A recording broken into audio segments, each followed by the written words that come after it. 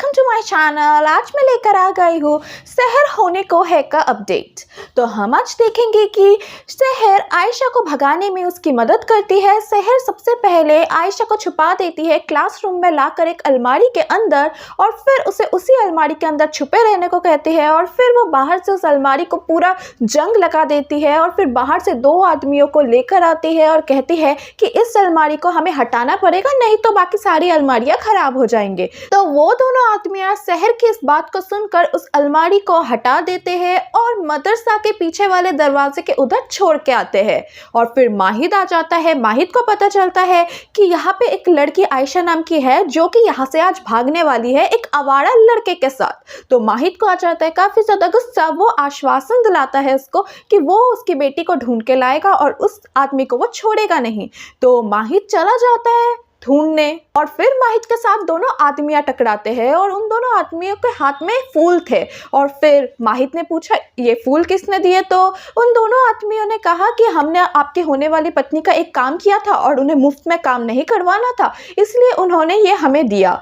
ठीक तभी माहिद ने पूछा कैसा काम, तो उन्होंने कहा कि एक अलमारी में जंग लग गई थी तो उसी को हमने हटवाया है और पीछे वाले दरवाजे में हम रख के आए हैं। और फिर माहिद उन्हें जाने के लिए कहते हैं और माहिद को थोड़ा सा शक होता है और वो चला जाता है जहां उस अलमारी को रखा गया है। और उधर सहर भी पहुंच जाती है और फिर आयशा को जल्दी से कहते हैं कि जाओ तुम यहाँ से भाग जाओ। आयशा भी थैंक यू कहती है। ठीक तभी माहिद आ जाता है और उस लड़के को पकड़ के मारने लग जाता है जो आयशा को भागने में मदद करने वाला था। और फिर सहर उनसे कहते हैं कि रुकने के लिए थोड़ा पहले सुन तो लीजिए, वो उसका भाई है। ठीक तभी माहिद कह रहा है ये उसका कोई भाई नहीं है, ये उसका आशिक है। ठीक तभी सहर हो जाती है काफी ज्यादा शॉक। वो आयशा से पूछती है ये तुम्हारी भाई है कि नहीं, तो आयशा कुछ नहीं बता पाती क्योंकि सच में वो आयशा का बॉयफ्रेंड होता है। तो अब सहर को कुछ समझ नहीं आता है और आयशा इस मौके को देखकर वहां से भाग जाती है। और फिर माहिद इतना मार रहा था उस आदमी को कि वो अधमरा हो गया था। ठीक तभी सहर आती है और माहिद को रोकती है और कहते हैं कि रुक जाइए,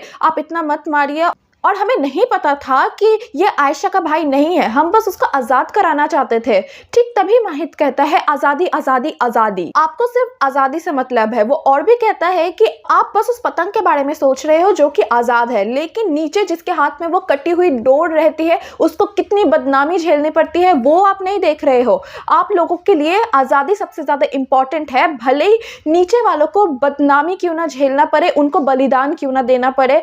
ठीक तभी सहर और कुछ नहीं बोल पाती है और सहर कहती है एक बार अगर आप हमारे जगह में रहते तो आपको समझ आता, लेकिन माहिद डायरेक्ट कह देता है कि आप इस आज़ादी को भूल जाइए क्योंकि नहीं मिलने वाली है ऐसी आज़ादी किसी को भी जो पीछे बदनामी छोड़ जाए। तो माहिद काफी ज्यादा गुस्सा हो जाता है सहर के ऊपर और फिर सहर को वो जाने के लिए कहता है क्योंकि वो नहीं चाहता कि बाहर सबको पता चले कि आयशा के भागने के पीछे सहर का हाथ है, क्योंकि उससे माहिद की भी बहुत ज्यादा बदनामी हो जाती।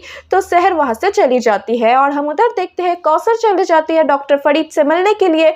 डॉक्टर फरीद उन्हें बोर्डिंग पास सब कुछ दे देते हैं और कहते हैं कि 4 बजे का फ्लाइट है और दिल्ली में मैंने सब कुछ इंतजाम कर रखा है, आपको उधर कोई भी परेशानी नहीं होगी कुछ भी ढूंढने के लिए। तो कौसर डॉक्टर फरीद को थैंक यू कहता है और डॉक्टर फरीद एक फोन भी देता है कौसर को क्योंकि उसका फोन तो पानी में गिर के खराब हो गया था। तो कौसर उसका शुक्रिया अदा कैसे करे वो उसको समझ नहीं आ रहा था। तो कौसर वहां से चली जाती है और जाके जल्दी से बैग पैक करने लग जाती है क्योंकि उनको निकलना भी था फ्लाइट के लिए। और ठीक तभी सहर आ जाती है तो कौसर सहर को खुशखबरी देते हैं कि अब हम यहाँ से भाग सकते हैं।